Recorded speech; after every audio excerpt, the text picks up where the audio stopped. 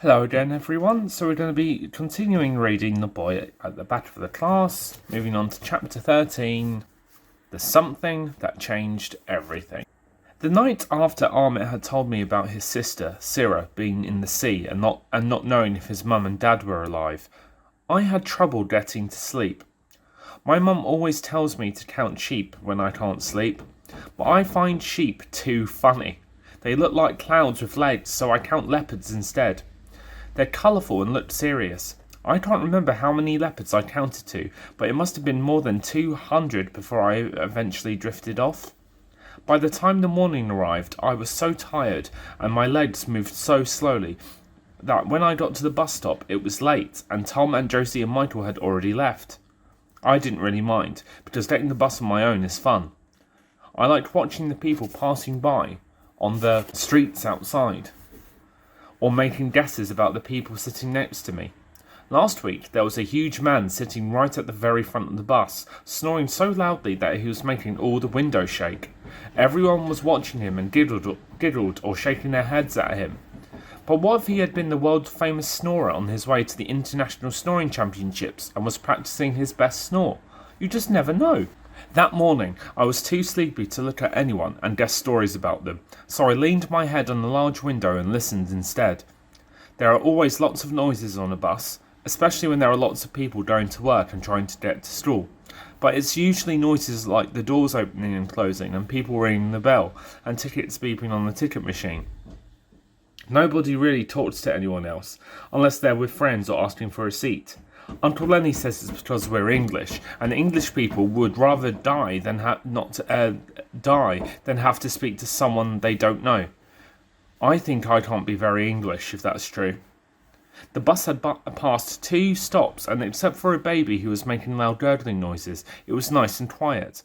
I think everyone must have been as sleepy as me. But then, at the 3rd stop, a woman dressed in a bright yellow coat and a man dressed in a suit came and sat in front of me. Picking up the free newspaper lying on both of their seats, began talking loudly as if they were about all the things they were reading. At first, they talked about the economy being broken by rich people who weren't paying their taxes and hiding all their money away in a place called offshore.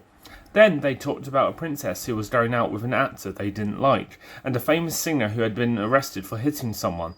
I was starting to fall asleep again when the man suddenly said something which made me sit up in my seat and listen just as hard as I could.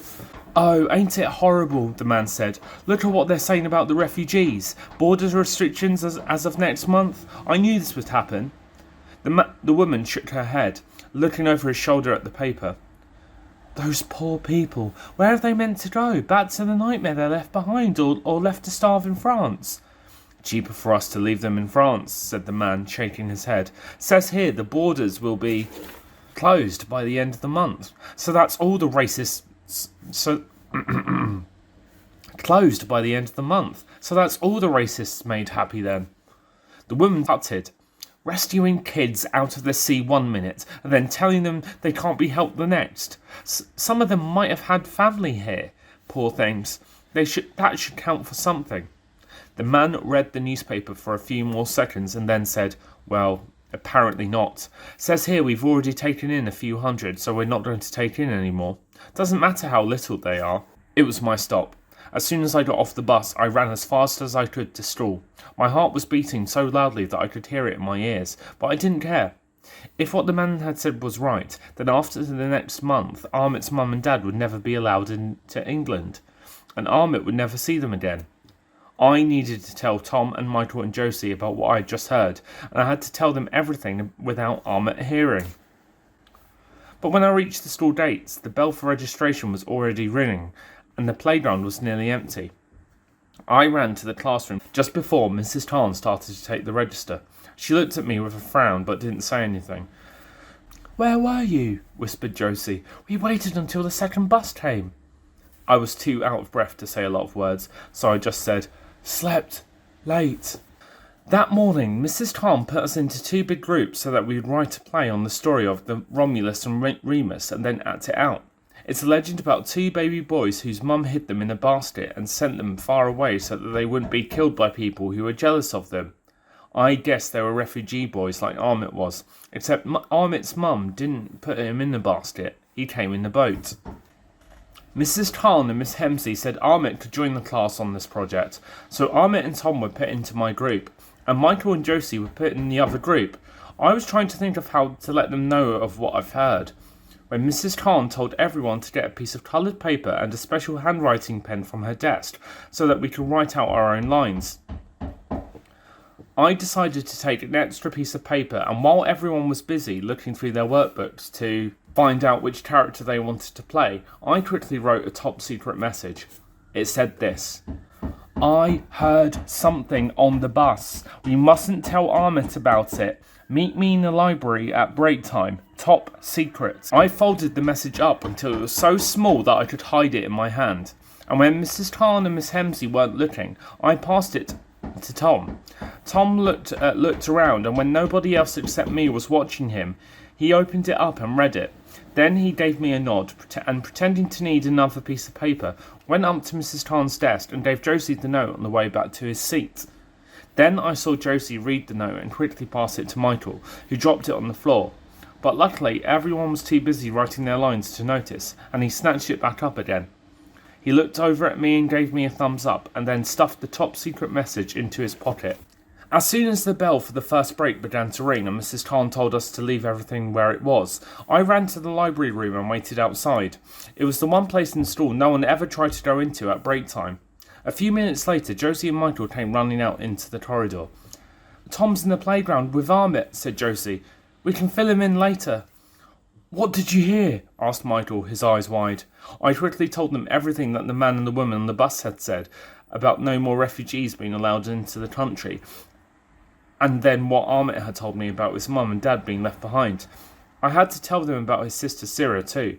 I felt bad about breaking my promise, but I knew that Armit wouldn't mind me telling Josie and Michael about it, because this was a real emergency, and they were his friends too.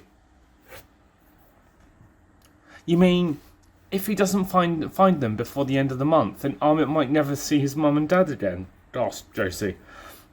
I shook my head. Not once the government closes the border gates. Yeah, said Michael. They're like giant airport ones with loads of police and guards protecting them, and you can't go through them when they're closed or you'll get put in jail. Michael looked up at his watch and pressed a button so that it lit up and showed the date. If they're closing all the gates at the end of this month, that means he's only got 9 days to find them. What do we do? Asked Josie. I say we tell Mrs. Tarn and Miss Hemsey. They'll know what to do, I said. Michael and Josie agreed. We ran off to the staff room and knocked loudly on the door. We're not supposed to disturb teachers in the staff room at break time, because that's where they go to drink lots of tea and find answers to questions that they can't find in their answer books. I know because Josie's aunt is a teacher, and she told Josie, who told me. But Mrs. Tarn and Miss Hemsey had told us to go and find them if something was wrong, and this something felt like the most wrong something I had ever heard of. After a few seconds, Mr. Gaffer opened the door and looked down at us with a frown. He's the deputy head, which means he's in charge on the days Mrs. Sanders is away. But Mrs. Sanders is never, ever, ever away, so I really don't know what he does. Yes? He asked. Please, sir, we need to see Mrs. Tarn and Miss Hemsey immediately, I said. It's an emergency, added Josie. Is it really? He said suspiciously. We all nodded our heads at least 10 times. All right, just hold on, replied Mr. Gaffer as he closed the door. Josie twisted her hair nervously around her finger and stuffed a whole chunk in her mouth. And Michael started kicking the wall lightly as we waited. After what felt like 20 whole minutes, but we couldn't really have been more than one, Mrs. Tarn and Miss Hemsey came to the door. Is something the matter? Asked Mrs. Tarn. Is it to do with Armit? We all nodded again. Miss Hemsey and Mrs. Tarn stepped out into the corridor and closed the staff door behind them. We all started talking at once. Mrs. Tarn held up her hands and said, calm down, now, one at a time, please. Miss, the government are going to close the gates, I began. Josie said, and Armit's mum and dad are on the other side. They might get stuck. And there's only 9 days left until the gates close, said Michael, showing Mrs. Tarn his watch. Mrs. Tarn and Miss Hemsey looked at each other and then looked back at us. What do you mean by dates? Asked Mrs. Tarn gently. You know, the dates at the edge of the borders, said Michael. The ones where all the police with the big guns are. The refugees have to come through them if they get into this country. Ah, said Mrs. Tarn. And where did you hear that they were going to be closed? Was it on the news? I told her about the man and the woman on the bus. I see, said Mrs. Tarn. She was quiet for a moment, and I saw her give Miss Hemsley another look. Then she said, Ahmet is a lucky boy to have such caring friends. But you don't have to worry at all. His foster mother, who you've seen coming to pick him up every single day after school, is there to look after him until his family can be found. And she's working with some very clever people to try and help Ahmet find his family just as quickly as possible. We all looked over at each other in surprise. So the woman in the red scarf was Ahmet's foster mum. Everything was beginning to make sense, and all our questions were being answered too. Clever people like who, miss? Asked Michael. Well, clever people from the government, said Mrs. Tarn. And lawyers and some wonderful kind-hearted ministers who are working in Parliament and charities too, said Miss Hemsley. That's right, agreed Mrs. Tarn. They're doing everything they can to make sure Ahmet's mum and dad are found. That's their job. But what if they don't find his family before they close the gates? I asked. Miss Hemsley and Mrs. Tarn smiled. But they didn't smile with their whole faces, so I knew right away that they were just pretend smiles. Everyone is doing everything they can, said Mrs. Tarn again. Miss Hemsley nodded and then looking at me asked, Ahmet spoke to you about his family. And what happened to his sister? I nodded, but suddenly felt nervous. I had promised Ahmet that I would keep it a secret and I hadn't. Miss Hemsley smiled and said my name softly. That's a very good thing, she said. A very, very good thing. The bell rang, and Mrs. Tarn made us promise not to upset Ahmet by talking about the border dates or telling anyone about his sister. We all promised, and Mrs. Tarn said, Everything will be fine, you'll see. I nodded, but I didn't think she sounded very sure. In fact, I didn't think everything was going to be fine at all. Not if Ahmet didn't find his family before the dates closed. That afternoon we told Tom what had happened, and we all came to a decision. We were going to try and help him instead, and to do that, we would need to go on our first ever secret top mission. All very exciting. So that was the end of chapter 13.